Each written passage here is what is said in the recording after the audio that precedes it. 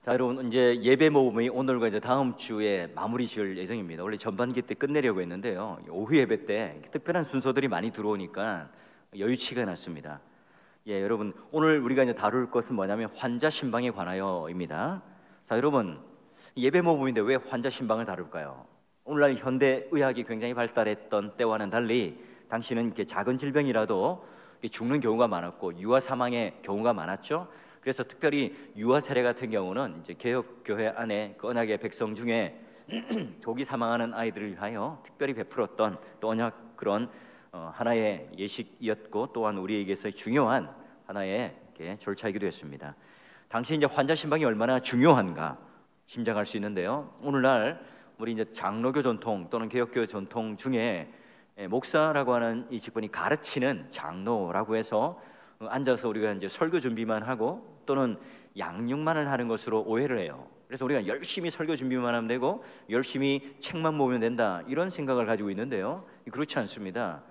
장로라고 하는 치리 장로 또는 다스리는 장로와 말씀을 양육하는 장로 모두가 다 이런 신방에 관련되어서 아주 중요한 역할을 해야 됩니다. 이 오늘날 여러분 우리가 결혼식, 장례식은 굉장히 성대하게 치르지만 환자 신방에 대해서는 굉장히 소홀합니다. 예배 모범은 오히려 여기에 대한 굉장히 길게 상세하게 다루고 있는데요. 그런 이제 웨스트민스터 표준 문서들은 굉장히 신학적으로 딱딱한 스코틀랜드에 있는 목회자들이 밑에 영국으로 내려와서 만들어낸 딱딱한 어떤 신학적인 하나의 고백문으로 생각하지만 그 안에 자세히 보면 굉장히 세심하고 따뜻한 그런 마음이 담겨 있습니다.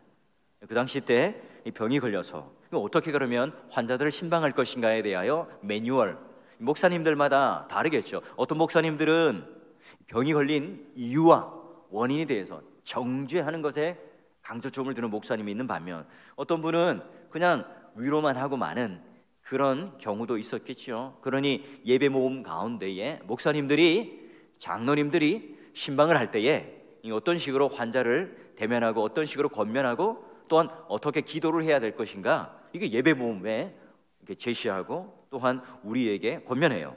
자, 그러면 목사의 직무와 그리고 신자의 요청에 의해서 한번 보게 되면 오늘은 이제 텍스트를 다 읽지 않고요, 조금 이렇게 넘어가면서 보도록 하겠습니다. 자, 목사의 의무는 보니까 이제 맡겨진 자들 가르침에 있어서 가르치는 건 합니다. 공적으로나 사적으로 합니다. 예, 그리고 더 중요한 거는 목사는 그들이 건강할 때의 죽음을 준비하도록 권면해야 합니다.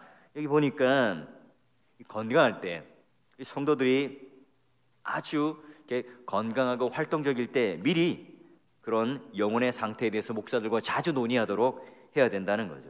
그러니까 병원에 입원하고 약해지고 위로받아야 되고 어려워지고 힘들어질 때 그때서야 지푸라기 잡는 심정으로 목사와 대면하고 신방을 받는 것이 아니라 건강할 때, 잘 나갈 때, 또 마음이 여유롭고 풍성할 때 그때부터 목사와 함께 잘 상의하고 또한 죽음을 미리 준비하도록 권면해야 한다는 거죠. 그러니 내 영혼의 상태에 대해서 언제든지 목사님과 함께 논의하고 상의를 해요.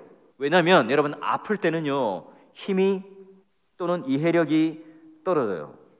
없어지기 전에 미리 건강할 때 목사와 함께 신방, 원래 이제 신방이라는 개념보다는 그때 시찰이라는 개념을 많이 썼습니다. 볼시 살필 찰. 그래서 보아 살피는 그게 바로 이제 오늘날 이제 신방이라는 용어로 바꾸어서 사용합니다. 여러분 건강하실 때 목사와 자주 만나야 됩니다. 힘 있을 때, 예쁘고 잘생기고 마음이 좋을 때 그때 이제 목사를 만나야 돼요. 근데 아프고 짜증나고 힘들고 괴로울 때 만나면요 위로도 되긴 하지만 내 몸이 아프면 다 귀찮아요. 그러니 오늘 여기 먼저 이 목사의 직무와 신자의 요청 가운데 목사는 항상 교인들을, 성도들을 돌아보고 성도들은 목사를 요청할 때 언제요? 좀 더 건강할 때 미리 많이 요청을 하고 만나고 신방을 하라는 겁니다. 자, 그러면 이제 환자가 될 수 있잖아요. 아플 수가 있습니다. 환자 신방의 목적. 자, 보니까 아프고 고통스러운 때는 지친 영혼들에게 말씀을 전하게 하시는 하나님의 특별한 기회다. 예, 환자일 때 그리고 아플 때 그분들에게 말씀을 전할 수 있는 오히려 특별한 기회라는 거죠. 이때 말씀이 더 달게 느껴지고 오늘 나에게 합당한 말씀으로 느껴진다는 거죠. 그래서 그때 사람의 양심이 영혼에 대한 영적 상태가 어떠인지를, 그러니까 부드러워지고 유순해지고 영혼에 대한 생각들을 할 때이기 때문에 그렇다는 거예요. 반면 사탄도 역시 괴롭고 힘든 유혹으로 그들에게 짐지운다. 그러니까 양면성이 있습니다. 우리가 아플 때, 힘들 때, 입원했을 때 자꾸 마귀는요, 너 죄 때문이야, 네가 이렇게 되는 것은 복을 못 받아서야 라고 계속 우리를 공격해요. 또 한편으로는 내가 연약함을 통해서 건강했던 모습을 감사하고 또 내가 하나님 나라 영원한 생명에 대한 소망과 기대와 바람이 있을 수 있는 그 양면의 상태예요. 그래서 목사는 부름을 받아 환자의 회복을 위해서 가면 모든 부드러움과 사랑으로 환자의 영혼에 영적인 유익을 다음과 같이 주라 그래요. 목사가 무섭고 경직되고 또한 굉장히 엄격한 말씀으로 가서 정죄하고 옳고 그름을 따지라는 것이 아니라 부드러운 마음과 사랑으로 환자의 영혼에 유익이 되도록, 환자의 영혼에 유익이 되도록 하라는 거예요. 자, 그러면 목사는 이제 환자의 병을 생각해보고 어떻게 하느냐? 굉장히 중요한 게 뭐냐면 성경의 가르침으로, 가서 그냥 잡담하고 세상적인 위로를 주고 또 어디서나 들을 수 있는 그런 평안의 메시지를 들려주라는 게 아닙니다. 장로님과 목사님은 꼭 신방 가서 뭘 하라고요? 성경을 가르쳐주고, 그리고 오늘날 우리가 고통받고 질병을 얻는 이유가 무엇인지를 세상적인 상식과 세상적인 그런 가치관으로 하는 것이 아니라 성경에 따라 오늘 하나님의 섭리와 손길이 어떻게 우리에게 개개인에게 만지심과 또는 인도하심이 있는지를 가르쳐 주라는 거죠. 가장 신방의 가장 중요한 매개체가 뭡니까? 봉투도 아니고 음료수도 아니고 빵도 아니고 성경 말씀으로 가서 가르치고 또한 그 말씀의 뜻대로 은혜대로 그들에게 위로를 하라는 겁니다. 자, 그리고 봅시다. 죄로 인한 것이거는 바로잡아 고치시려던 것인 하나님의 은혜의 실현의 연단을 위한 것이든, 자, 다른 특별하고 탁월한 목적을 위한 것이든 하나님의 징계를 얕보거나 하나님의 바로잡으심을 불쾌하게 하는 것이 아니라, 그러니 보니까 이 예배 모범을 통해서 보니까 신방을 할 때 하나님 말씀을 전하고 그들에게 권면을 하더라도, 자, 보니까 하나님의 뜻과 하나님의 징계를 얕보지 않고 더불어 방문하심에 대하여 그들이 불쾌하지 않도록 하나님의 바로잡으심과 권면과 징계와 실질적인 하나님 말씀을 전할 때도 거부하거나 불쾌하지 않도록 환자의 마음, 신방받는 자의 마음을 어떻게 해요? 철저하게 살피라는 거예요. 이 굉장히 중요한 예배 모범이 지금 가지고 있는 환자 또는 신방을 받는 성도에 대한 배려가 여러분 느껴지세요? 그래서 모든 고난들이 그의 유익으로 변하여 합력하여 선을 이룰 것을 가르치라 얘기합니다. 자, 그래서 항상 그에게 성경으로 가르치되 하나님의 징계나 권면이 얕보지 않도록, 그들의 마음이 불쾌하지 않도록 이런 것들이 다 맞물려서 신방을 하도록 합니다. 자, 그런데요, 이제 환자가 무지하다고 의심이 될 때, 그러니까 신앙에 관한 지식들 또는 말씀에 대한 그런 이해도가 떨어질 때에 어떻게 하라고요? 신앙의 원리, 특히 회개와 믿음에 관하여 시험해야 하고, 그러니까 진정으로 거듭난 사람이 맞는지, 예수 그리스도의 십자가가 무엇인지, 또는 우리의 죄 용서함을 받는다는 것이, 구원받는다는 것이, 우리가 의인이 된다는 것이 무엇인지를 한번 물어보고, 또한 거기에 대해서 은혜의 본질과 용도, 탁월한 필요성을 가르쳐야 한다는 거죠. 만약에 성도가 환자인데 이 죽음을 앞두고 있다면 그가 지금 중생받은 것, 구원받은 게 의심된다, 이 정확한 복음과 하나님 말씀을 이해하고 잊지 못하다, 이래 되면 거기서라도 철저하게 회개라든지 믿음이라든지 신앙 이런 것들에 대해서 탁월하게 가르칠 필요가 있다는 거예요. 그래서 은혜의 언약과 하나님 아들이자 중보이신 그리스도에 대해서 명확하게 정확하게 가르쳐야 됩니다. 그래서 그가 믿음으로 바로 죄 용서함을 받은 회개 역사, 중생의 역사에 이르도록 말씀을 증거해야 한다는 거죠.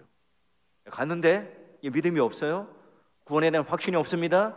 그러면 그때라도 복음을 빨리 전하고 그들에게, 무지한 그들에게 신앙에 대한 기초가 되는 예수 그리스도, 중보자 대신 예수 그리스도를 가르쳐라 하는 거예요. 자, 그리고 목사는, 장로는 환자가 자신을 스스로 검증하도록 권고해야 된다. 자꾸 이제 목사가 계속해서 강권적으로 하는 것이 아니라 말씀을 잘 풀고 그의 마음을 불쾌하지 않게, 또한 그의 마음을 잘 살펴서 환자 스스로가 말씀을 통해서 자신의 상황을 스스로 점검해 볼 수 있도록 하라는 거예요.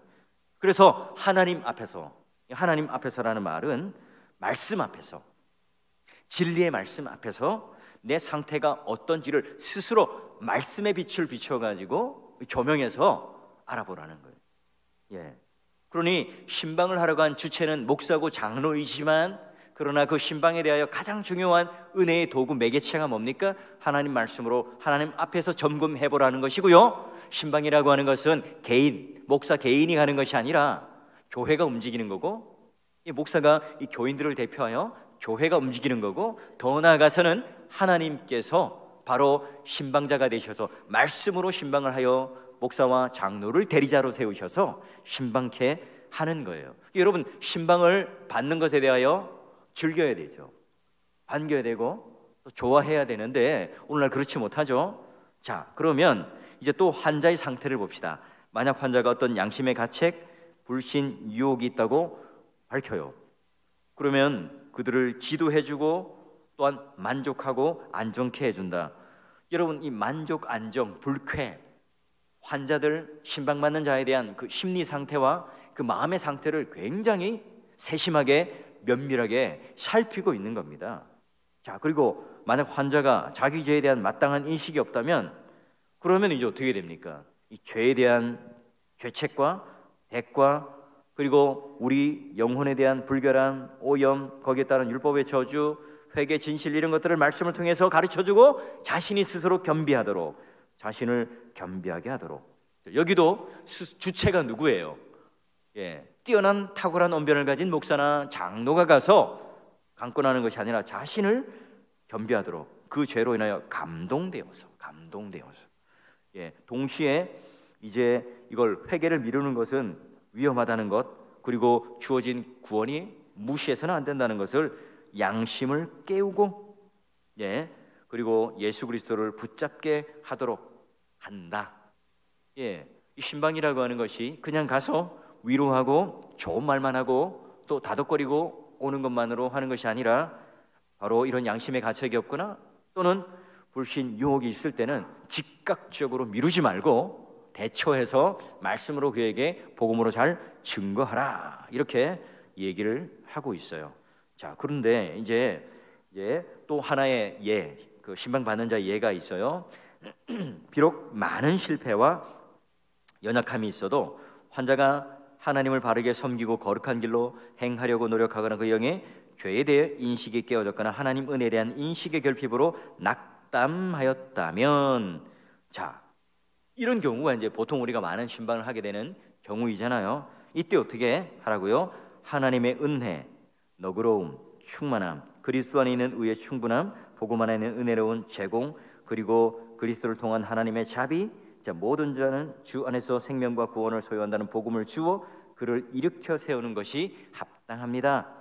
예, 낙담한 자 또는 마음에 열심히 내가 영적인 그런 일들을 열심히 하였지만 마음에 낙담하고 하나님 은혜에 대한 인식이 떨어졌을 때, 우리가 낙담의 원인이 뭡니까? 일에 대한 실패 또는 일에 대한 어떤 내 기대가 미치지 못하는 것, 예, 그런 게 오늘 우리에게 있어서의 낙담, 절망이 되지만, 그러나 그 원인이 뭐죠? 예, 우리가 낙담하고 또는 실패하고 성공하는 이런 환경과 조건이 아니라, 지금 우리가 비록 실패하더라도 하나님의 은혜와 그 너그러움 속에 내가 있다고 생각할 때 그걸 낙담과 절망 가운데 계속해서 있는 게 아니잖아요. 내가 원하는 것을 얻지 못했다고 해서 근데 그것이 영원히 오늘 나를 절망 가운데 가두어 둔다는 것은 그건 바로 우상이겠죠. 난 돈 없으면 절망이야. 나는 그냥 잠시 낙담하는 것이 아니라 돈이 없으면 나는 아예 절망이야. 예, 이렇게 말하면 돈이 뭐였어요? 돈이 우상이죠. 돈이 가장 최고로 중요한 거잖아요. 근데 그것은 내 마음을 낙담케 하는 것뿐만 아니라 내 마음을 절망케 하고 더 나아가서 목숨을 끊게 하는 그런 비중이 있는 것이라면 하나님보다 더 중요하게 여겼던 우상인 거예요. 자, 그러니 그런 낙담하고 있는 자가 절망까지 빠지지 않도록 잘 하나님 은혜로 일깨워져서 하나님 은혜가 복음 안에 있는 충만함과 그 너그러움이 무엇인지를 그에게 제공해 주어서 그 낙담의 원인, 그 낙담의 조건이 되는 것 때문에 그가 실망하거나 빠져들지 않고 하나님 은혜를 경험하고 다시 복음을 경험할 수 있도록 해 주라는 거예요. 자, 그러면 이제 이후에 또 읽어볼까요? 그리스도 안에 있는 자에게 죽음은 두려워할 영적인 악이 없다는 것을 알려주는 것에 유익하다. 예, 이 죽음에 임박해 있는 환자, 그 환자들에게 두려움에 관하여 함께 공감해 주는데, 더 나아가서 이 두려움, 죽음에 대한 이 영적인 악이 없다는 것에 대하여, 우리가 죽는다는 것은 세상 사람들이 말하는 것처럼 이 죽음이 심판만을 의미하는 것이 아니라 죽음이라고 하는 것은 다시 영원한 나라로 가는 관문이다. 우리 개혁교회 모든 요리문답에 증거하고 있듯이 그렇게 영적인 유익이 있다는 것을 알려주는 거예요. 우린 결국 누구나 다 죽지만 그 죽음이 끝이 아니고 절망이 아니고 또한 허무함이 아니라 새로운 영생을 열어가는 중요한 관문이라는 것을 알려주는, 그 죽음에 대한 유익을 알려주는 거예요. 자, 그래서 죽음이 쏘는 것은 죄예요. 그런 죄가 우리를 쏘지만, 그러나 우리는 그 죄에 대해서 넘어지는 자들이 아니라 역전승을 이루었어요. 왜죠?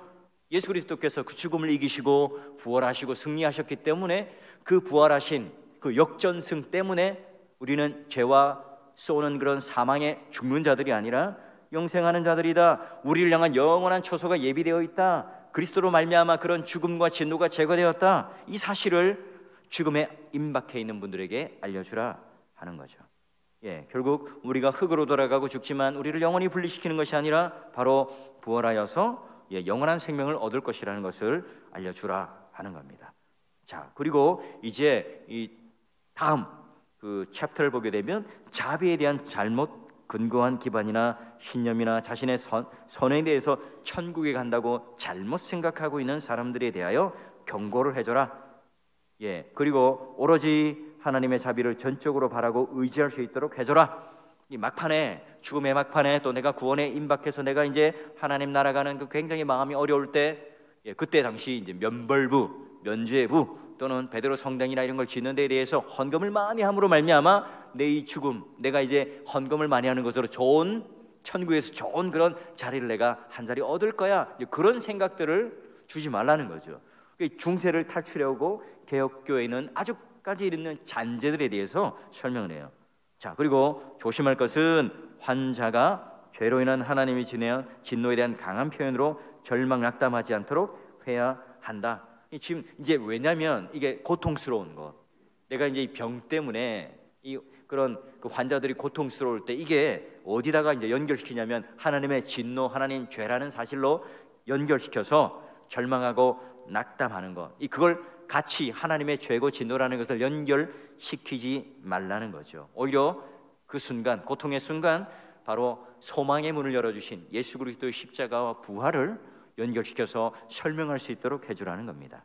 자, 그리고 다음 챕터를 넘어가게 되면 이제 환자에 대해서 진정하고 최소한의 마음이 어지럽지 않을 때, 그리고 다른 일로 방해받는 것이 적을 때 목사가 원한다면 환자와 함께 다음과 같이 기도를 해줘라. 그러니까 의식이 분명하고 명료할 때, 우리가 이제 마치 코마 상태에 이른다든지 또는 암이 많이 전이되어서 뇌까지로 간다든지 아니면 정신이 이제 우리가 혼미해질 때, 이러면 이때 기도해 주지 말고 마음이 어지럽지 않고, 그러니까 담대한 마음과 평안한 마음이 있을 때, 또 다른 일로 방해받지 않고 또 환자와 함께 내가 충분한 시간을 가지고 있을 때 목사는 이렇게 기도를 해주어라 얘기를 해요. 우리 대부분이 언제 기도합니까? 의식이 없을 때, 마지막 이제 임종하실 때. 제가 이제 그런 그때 기도를 많이 하러 가긴 가요. 근데 그때도 사실은 이제 그 가만히 눈 감고 있다가 뜨시기도 하고 또 반응도 하시기도 해요. 제가 사실 어찌 보면 뭐 우리 교회에서 제일 많이 그 임종 직전에 뵙는 그런 그 사람이기도 할 겁니다. 이때 이제 그 하지 말고 가급적이면 병상에 있을 때, 정신이 명료할 때, 여유가 있을 때, 시간적으로 할 때 하라. 그래서 보니까요, 원죄 자범죄를 고백하고 슬퍼합니다. 굉장히 강력한 단어를 사용해요. 그러니까 그냥 하나의 두루뭉술한 위로가 아니라 아주 정확한 신학적이고 교의학적이고 교리적인 명백한 이 진리를 선포하면서 기도를 해줘요. 자, 뭐 기도 내용들은 좀 지나갑시다. 그래서 보면 만약 하나님께서 그의 수명을 더하시기를 기뻐하면 회복시키는 자들의 모든 방편을 주시고 거룩하게 하시고 병을 제거하시고 새롭게 하시면 또 영광 돌리고 감사하겠다, 이렇게 뭐 표현하고요. 그리고 현재의 고난으로 그의 일생이 마치기로 결정하였다면 죄 용서를 증거를 찾게 하시고 겉사람은 후패하고 낡아지나 속사람은 새로워지게 하는 그리스도 안에 있는 분깃, 상속됨, 부유함을 바라볼 수 있도록 하라, 이렇게 또 기도를 하고 있습니다. 자, 그리고 이제 죽음을 앞둔 환자와 주변인들에게 이제 권고할 사항들, 목사는 집을 잘 정리합니다. 그리고 불편 없도록 권고하고요. 또 이 환자라든지 이런 게 빚이 있으면 빚도 잘 갚고, 또 잘못한 것이 있으면 잘 보상하기도 하고, 마지막 정리를 잘하고, 또 원한 관계에 있던 사람들이 있다면 화해하도록, 또 용서를 바라는 사람들에게는 용서를 구하고 감사하는 사람들에게는 감사를 구하는 것들로 인하여 마지막 정리를 목사가 잘 해주라는 거예요. 환자에게 잘 물어봐서, 지금 빚이 있습니까? 아이고, 김 집사한테 500 빌린 거 있는데요. 그러면 그걸 빨리 갚아주고요. 또 잘못 보상하지, 내가 이렇게 보상 받지 못한 또 불화가 있었던 분들이 있다면 그때를 빌어서 용서를 구하고, 마치 사도 바울이 감옥에 갇혔을 때 겉옷을 가져오고 또 그 가죽으로 쓴 책을 가져오고 또 마가를 데려오라, 이렇게 한 것처럼 불편했던 것을 마지막 정리하고 싶은 그 마음들을 목사가 잘 헤아려서 정리를 해줘라 하는 거예요. 물론 뭐 저에게 그런 부탁을 하시는 분은 없죠. 뭐 금전적인 관계는 다 자녀분들이 다 알아서 하시더라고요. 자, 마지막 목사는 이때를 잘 활용하여서 환자 주변 사람들에게 자신이 죽을 수밖에 없는 상황을 설명하고, 건강할 때 병과 죽음과 심판을 예비하도록 한다. 그러니까 환자뿐만 아니라 환자를 간병하는 그런 주변 사람들, 가족들에게도 동일하게 이 일들을 잘 권고할 수 있도록 하라는 겁니다. 자, 그리고 이제 여기까지가 이제 환자 신방, 주로 이제 환자 신방에 관련된 내용이었습니다. 그 당시 때 왜요? 환자, 질병, 작은 것 때문에, 작은 바이러스 때문에 죽는 사람들이 많았기 때문에 여기에 환자 신방에 대하여 많이 이렇게 기록을 해놨습니다. 그리고 죽은 자의 매장에 관해서 이제 보면, 자, 우리가 이제 세상을 떠난다면 시신은 매장하는 날에 집에서 공적으로 정해져 있는 매장지까지 정중하게 옮겨서 다른 의식 없이 즉시 묻는다. 장례 절차가 없이, 장례 예배가 없이, 그냥 다른 의식이 없이 그냥 즉시 묻는다. 자, 왜냐하면 김동환 전도사님 한번 읽어보세요. 왜냐하면 매장지로 옮기기 전에 시신이 놓여있는 장소에서 시신의 옆이나 그것을 향해 무릎을 꿇거나 기도하는 관습, 그 밖에 이와 유사한 다른 관습들은 미신적인 것이기 때문이다. 그리고 무덤으로 가는 동안과 무덤에서 기도하고 성경을 읽고 찬송을 부르는 것도 지나치게 남용되어 왔는데, 그렇게 하는 것은 죽은 자에게 아무런 유익이 없고 유가족에게도 여러 가지 면에서 해로운 것으로 증명되었으니 그와 같은 모든 일은 중지하도록 한다. 여기 보니까 이제 시신 앞에 두고 찬송을 부른다든지 또는 성경을 읽는다든지 또 여러 가지 우리가 무덤가에 가서 이런 하는 예식들 자체가 이렇게 남용되고 또 유익하지 못하다는 거예요. 왜냐하면 이제 지금 우리가 하는 것들은 사실 이제 유가족, 남은 자들을 위한 예배고 그들과 함께 위로를 드리는 예배입니다. 근데 지금 여기 이제 말하자면 시신을 향해서 그런 성경을 읽고 찬송을 부르고 하는 것 자체가 유익하지 못하고 남은 우리 유족들에게도 유익하지 못하다는 거예요. 그리고 이제 충격적이죠. 아무런 예식 없이 그냥 딱 즉시 묻는다. 왜 그랬을까? 자, 그 다음에 볼까요? 자, 읽어보세요. 그러나 공적으로 정해져 있는 매장지까지 시신과 동행한 그리스도인 친구들은 그 경우에 합당한 묵상과 토론을 하는 것은 적절하다고 판단한다.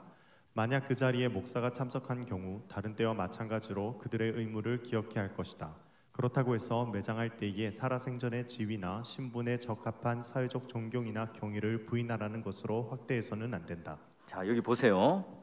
자, 매장지까지 시신과 동행한 그리스도인 친구들은 그 경우에 합당한 묵상과 토론을 하는 것은 적절하다고 판단한다. 우리가 바로 이제 그런 장례지 또는 그 매장지까지 갈 때에 이런 여러 가지 합당한 성경에 대한 묵상과 토론을 하는 것은 좋다는 거예요. 만약 그 자리에 목사리가 참석한 경우, 그러니까 참석할 수도 있고 참석하지 않을 수도 있죠. 왜죠?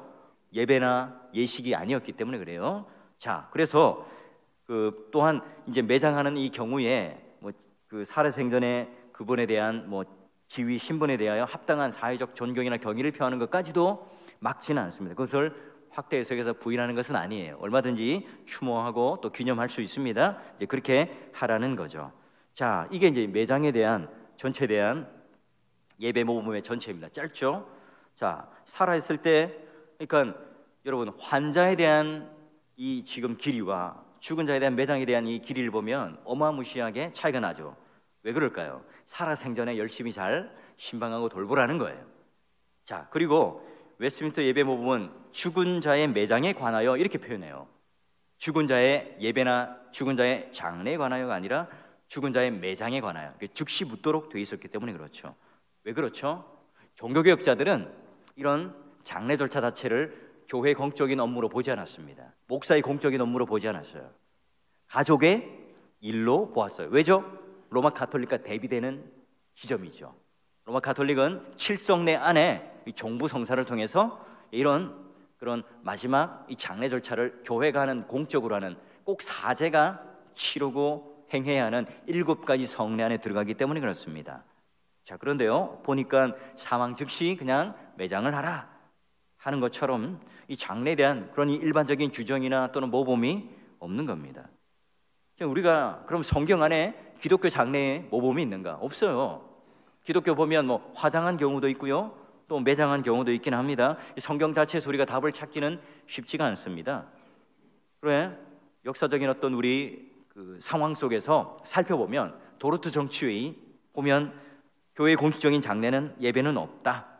예, 목사와 장로가 유가족의 초청으로 장례식을 주관한다 할지라도 주일 공예배와 같은 똑같은 설교로 그런 하는 설교식은 금한다 이리 되어 있어요. 그리고 캐나다 개혁교회 질서도 보니까 장례식은 교회사적인 그런 그 사안이 아니라 가정의 사안이고 또 그에 맞게 행해져야 한다 이렇게 되어 있습니다.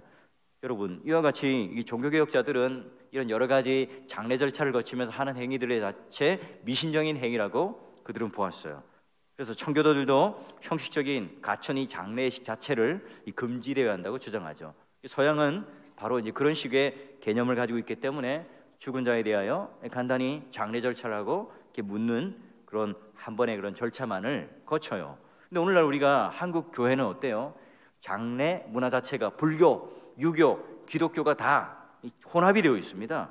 이런 유교적 풍습이 상당히 많이 있죠. 그래서 우리가 보통 장례가 나면 제가 4번 정도 가죠. 3번 정도 또는 더 많게는 더 많이 가요. 위로 조문 예배, 자, 입관, 발인, 또 더 나아가서는 하관, 또 그 중간에 뭐예요? 화장이 껴 있으면 또 화장장에 가서 또 기도를 하거나 예배를 드려줘요.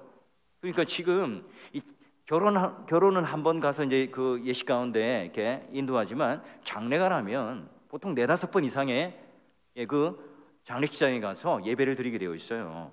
이게 지금 이제 기독교 전통인가? 성경이 말하고 있는 모범인가? 예배 모범에서 말하고 있는 순서가 맞는가? 아니거든요. 그런데 한국교회 전체가 다 이렇게 하고 있으니까 저만 제가 그냥 매장지에 가서 한번 간단히 예배를 드리겠습니다 이러면 우리 유족들이 얼마나 섭섭하겠어요. 예, 당장 다른 교회에서도 손가락질을 할 거예요. 근데 여러분 이 바로 이제 조선 예수교 장로회가 결정한 것처럼 임종식, 입관식, 발인식, 하관식 이런 것들을 다 무슨 복토도 하고 이런 것들이 다 바로 이제 우리 그 기독교적 문화가 아님에도 불구하고 유교적 문화에다가 거기다 기독교의 예배를 갖다 입힌 거예요. 자, 이런 식을 어떻게 우리는 이제 앞으로 지혜롭게 잘 할 것인가? 자, 이 부분에 대해서 우리는 총회적으로 좀 고민을 해야 되고요. 신학적인 어떤 논제를 통해서 건강한 기독교적인 장례 문화를 좀 우리가 만들고 정착해야 한다는 거죠. 그로 인해서 굉장히 많은 이런 장례 절차에 대한 에너지, 물론 우리가 유족들에 대한 위로와 또는 그들의 슬픔을 공감해 주는 것은 굉장히 중요합니다. 그런 이것들이 너무나 이제 예식에 많이 치중되고 또한 겹쳐서요. 예를 들면 그 목사가 한 두세 분 되는 집안이 있잖아요. 그런 가정은요, 그 연관되는 교회가 막 6, 7개 되면요, 하루 종일 예배를 드려요. 예, 밥 먹고 나면 또 예배 드리고 또 예배 드리고, 얼마나 힘들겠어요. 그런 부분에 대하여 이제 우리는 어떻게 잘 정리해서 지혜롭게 할 것인가, 이건 우리 개교의 문제가 아니라 총회 차원에 좀 고민을 해봐야 될 문제입니다. 자, 오늘 마무리를 하면 바로 예배 모범은 우리가 살아생전, 우리가 이제 공예배뿐만 아니라 환자를 신방하는데 많은 시간들을 할애해서 요양병원에 가서 장기로 투병해 있을 때, 그때가 아니라 그때 이제 관심이 막 자꾸 시들어져요. 그때도 동일한 관심을 가지고 또 환자로 있을 때 정확하게 신학적인 그런 내가 구원받았는지 확인과 함께 복음을 전하라. 죽은 뒤에 장례 절차 가운데서도 간소하게 미신적이지 않게 교회 공적이 늘러서 하는 것이 아니라 가족의 일로서 담백하게 소박하게 바로 흙으로 돌아가라는 하나님의 말씀처럼 예식을 하고, 또한 그런 일들에 대하여 서로에게 부담이 되지 않도록 하라 하는 것이 바로 예배 모범의 가르침입니다. 오늘날 이 장례 문화 자체가 상조 회사도 많고요, 또 장례 산업이라고 나올 정도로 굉장히 거품이 많아요. 이런 것들을 이 기독교가 어떻게 잘 문화적으로 살려내는 문화로 효율적이고 또한 우리가 성경적이고 또 기독교 문화적인 세계관과 관점 속에서 잘 만들어갈 것인가, 여러분 잘 고민해 보시고요. 예. 목사님 제 때까지만 그래도 4번 예배를 드려주세요. 이러면 이제 평생 안 바뀌는 거예요. 예. 그러니까 여러분 한번 잘 고민해 보시고, 그래도 목사님 섭섭하지요. 예. 그래도 목사님 한 4번 정도는 최소한 와줘야죠. 그러면 이제 가야죠. 예. 그걸로 이제 마음 상처받을 수 있으니까요. 자, 그런데 이게 이제 일종의 그런 종교적인 서비스가 되어서 의미 없는 그런 예배가 되지 않도록 예배 모범의 가르침, 또 우리 한국 기독교의 문화적 특성, 또 우리가 처해 있는 환경들을 잘 고민하셔서 그렇게 또 한번 우리가 이 부분에 대하여 짚어보고요. 여러분 더욱더 환자들에 대하여 관심 가지시고, 또 추석 명절에 즈음하여 또 우리 사랑하는 우리 살아생전에 우리 부모님과 또 어른들에게 대하여 충분한 사랑과 관심과 배려를 통해서, 여러분 이번 추석 명절에 이렇게 봉투에다가 그 현금 두둑히 넣어서 드렸습니까? 예, 아무도 아멘을 안 하시는군요. 예, 다음 설날 때는 준비를 잘 하셔서 꼭 우리 부모님께 현금들을 많이 넣으셔서 마음을 기쁘게 해드리고, 또 우리 부모님들은 그 11조 잘 떼셔서 또 잘 헌금하시고 하나님께 기쁨을 드리시고, 이렇게 하셔서 살아생전에 좀 더 관심 가지시고 사랑하시고 신방하는 것으로 우리 모두가 다 함께 기쁨으로 서로 격려하고 위로하는 그런 공동체가 되길 바랍니다.